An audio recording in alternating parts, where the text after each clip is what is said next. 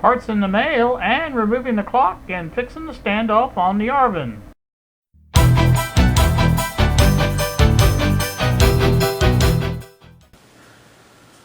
Good Sunday morning to you, YouTube. It's 11:20. I have the Arvin still on the bench, as you can see. It is, well, I did say Sunday, didn't I? Yeah, Bill, I don't know about you, but I have a hard time remembering what day it is sometimes. I have a couple of items that I wanted to share with you on this, and then I'm going to work on that Arvin standoff and try to get that glued on, and we'll go from there. First thing is the you guys may recall that there was one capacitor that did not fit well in the on our circuit board, and so to that end, Bob and I stayed up kind of late one night trying to find some that would fit at a good price, and this is what we came up with. These were I'm thinking 11 something for 100, and this is how they fit. You can see they fit perfectly, and that's what we were looking for there. That's replace those green ones that I got from China. So those fit. We know those fit now. So everything that we've got now fits perfectly on this board, and we're happy about that. So there's that. I just want to kind of quickly update you on that one. Also in the mail yesterday, I got these. And I know you're looking at it like saying, well, what the heck is that? Yeah, I know. Let me put a little bit of the utility knife to it here a second, and we'll take a look and see what it is inside that bag.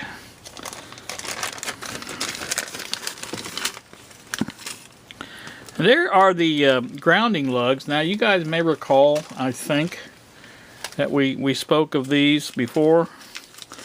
This will go around well, it used to be the double pole double throw switch. Now it's just single pole double throw switch to keep that hum at bay, is what I should say, I guess. It doesn't really keep the hum at bay, but instead of when you touch the switch it makes it hum louder, it now hums less with these. So in other words, we're you know, that it was just a good idea to have these over to that grounding. You know, they're grounding lugs is what they are. Of course, there's 100 of them in there, and those will be added to the parts inventory. So that's that. Now also yesterday I got in my Walmart order, and with that was this. This is the Meguiar's two-step headlight restoration kit, and it's supposed to change that into that. So that's the whole plan on that, and it's one of these with no drill required. Let's see if it's got a picture. Yeah, there's a picture of what's in there. It's just basically the liquid that you put on there to get the haze off, or you know, to remove the haze. And then after you do that, you take and use the other spray, this spray here, to coat it, and that's supposed to last for a year. So that's what we're going to look at, and or not look at, but that's what I'm going to use to get this headlight going. Now I have a problem at night, and I think most older people do, seeing very well, especially when you have a car with the cloudy headlights. Now mine are not real bad, but they're getting that way, and I don't want to, you know, don't want to mess that up. So in addition to that part, I also got these, which are supposed to be recommended highly for being brighter. So this is what I'm going to be replacing my headlights with. And I'm going to keep the old ones just in case. These are everybody, or not everybody, but I have heard that these only last about a year. So again, you know, it's well worth it to me to have that extra brightness. So, you know, even if I have to replace them after a year. And I have, like I said, if I keep the old ones, if one of them does burn out, then I can put that in there temporarily till I get a new set of these. So that's the idea behind that. And so that will be an upcoming project, I'm sure. I don't know when. Right now the heat is kind of unbearable out there. Anybody that's been out just about all over the country, I would say, has known that, you know, it's pretty hot out there. So you know, once the at least the humidity goes down a little bit, I'll probably get out there and work on that a little bit. So, all right, that's going to do the first part of this, and the second part's gonna be me working on the Arvin, that one right there. That's what I'm gonna work on first. I'm gonna do these one at a time. I had thought about doing them both at the same time, mixing up one batch of epoxy, but I think I'm going to do them one at a time because I want to be sure to get these done right. If you don't do these right, then they just break right off again. So I'm going to clean the area on both the standoff and the case with alcohol on a cotton swab. Clean that very good on both places, and then I'm going to mark again which one goes where, so I'll know when I stick it on there that I've got it right. And I'll coat a little bit of the epoxy on that and a little bit on the standoff, and we'll put them together and clamp it. See how that does. So that's the plan. Stay with me. Alright, back with you again. I have the everything unhooked like it was. Now I do have this marked as I said I would. You can see there's a black mark on top, and that's where that goes, just like that. There, like that, right there. That's how it goes in there. So what I'm doing here now is I thought, well, before I do that, probably a good idea to try to get this clock out.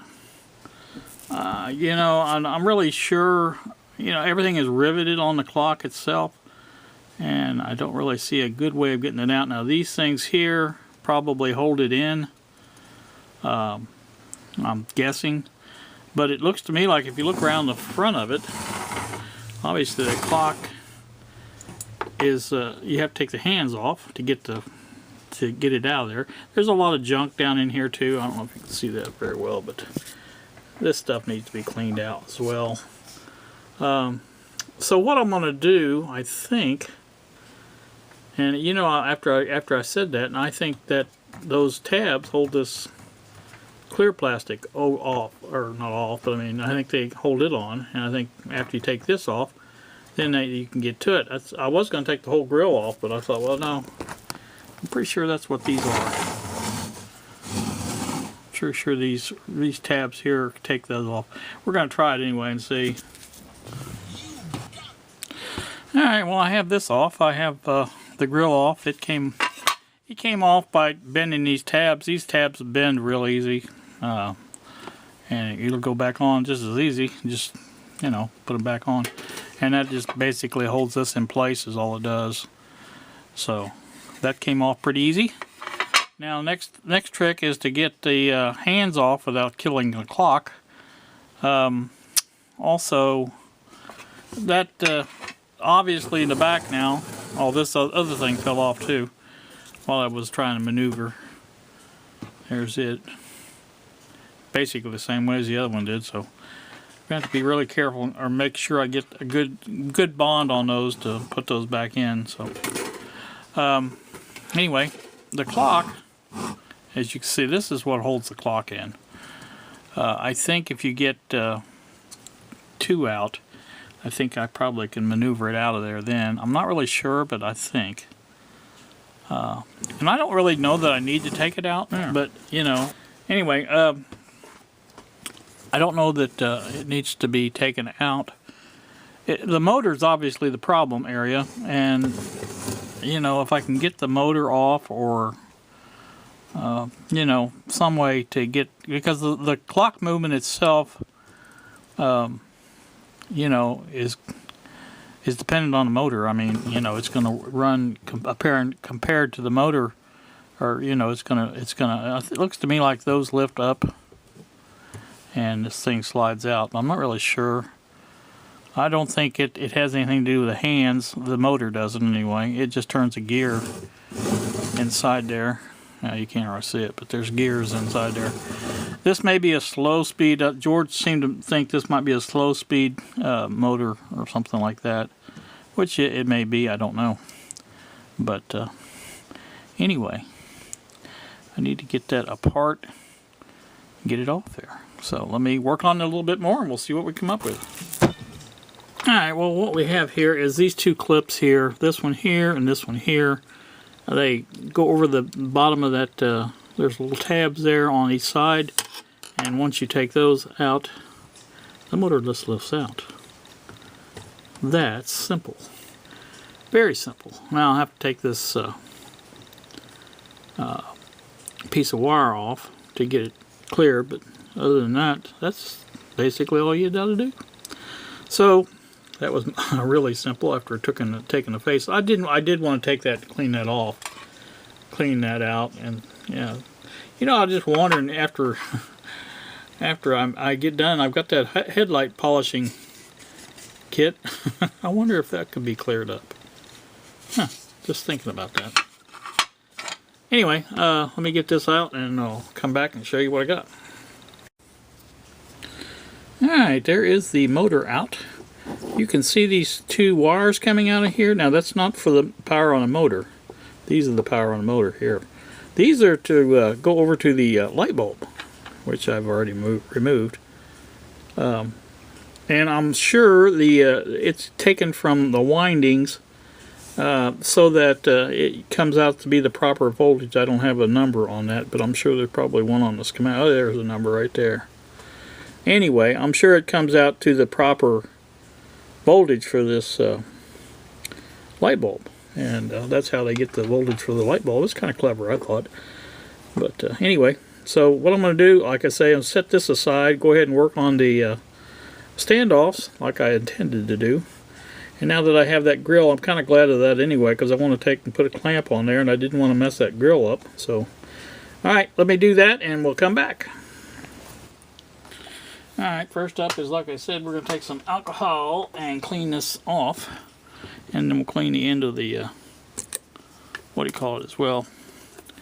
Douse this. I think these were previously used for this purpose. I mean, for alcohol. So, that's all we're going to do. Going by what I saw in the, on the bottom of this and how dirty it was, I'm going to go dab some of that up too. I don't want that much. Alcohol does evaporate pretty quick, but when it's in a puddle like that, it doesn't. So get this off a little bit here. You can tell there's a little difference in the color there. It takes the yellowing off for one thing. So that's good. Let me get the other part while I still have some alcohol left on this. Like I said, this just helps the, you can see the stuff coming off there. It does, there's some stuff coming off. This helps the glue adhere better, I think. I may be all wet, I don't know. But anyway, I always heard that that's part of the thing that you do as far as when you glue something is make sure it's clean. And I think that looks pretty clean. I'm going to let that set there while I mix up some, I got the little spill there, I want to get that up. There, somebody was asking, I forget now who it was it Ron Thompson, maybe? Here's what I use right now. So, it's, I'm not crazy about these dispensers, but they are what they are. So, alright, let me mix this up real quick and get it dabbed on there and get me a new toothpick out here. Alright, I do have it mixed up now. And I am going to carefully put that in there. Like that. Get this out of the way. Glue something I shouldn't glue. That's a pretty good look. Like I said, if it cures like that, I think I'll be fine. I think there's plenty of adhesive there to do it, the job. And should work out rather well, I think.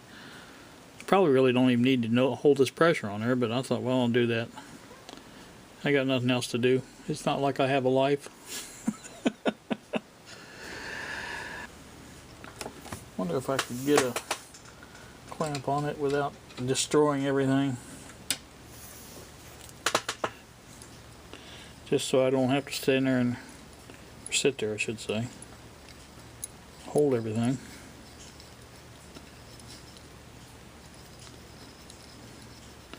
You back out.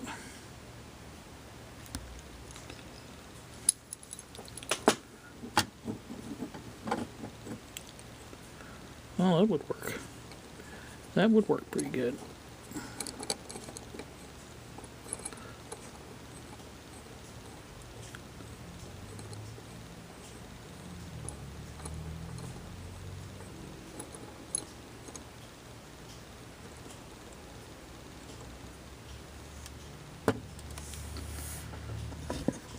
Now it just takes a little bit of a pressure. It doesn't take a lot. In fact, I want to get that just as close to being centered as I can. There. I think that'll do it. If there's any doubt of needing, what do you call it, a clamp, it's got one on it. Works out pretty good. All right, that's going to do me. You guys, I'm not gonna sit here until it cures. You know, you probably thought I was going to, but I'm not. So that should hold it, and that should glue very well, I think. And we'll hope it does. I'll do the same exact thing to the other one. I may not do that one on camera, but I'll show you the end result, if nothing else. Hey, but in the meantime, I'll get on the internet and see if anything can be discovered about this. Seems to be a number there, but I can't hardly tell what it is. It's M. I see an M. Is that Motorola, you think? No, surely not. 115 volts. You know, what's the M50? What's the effect of the voltage on it is another thing. I'm sure it's not a lot, but if it's a slow speed motor. But, you know, I just wonder, now that we're running 120, usually, maybe 122 or whatever, if it changes the speed of that. I would think it has to a little bit. Now, some of these are have some kind of synchronization with the 60 hertz line cycle. Maybe that's what it is. I don't know. We'll have to look at it.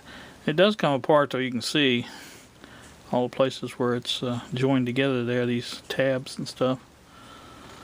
So, I don't know. Well, I have taken these apart before. I was younger when I did it. Just basically see what made them tick. But they do come apart. So, but I'll look on the internet and see if there's a replacement for this. I see that M50 on there, so there may be more numbers on there. I don't know. But, well, that's what I got. So you guys, like I say, have a great day. Thanks for watching, and we will see ya.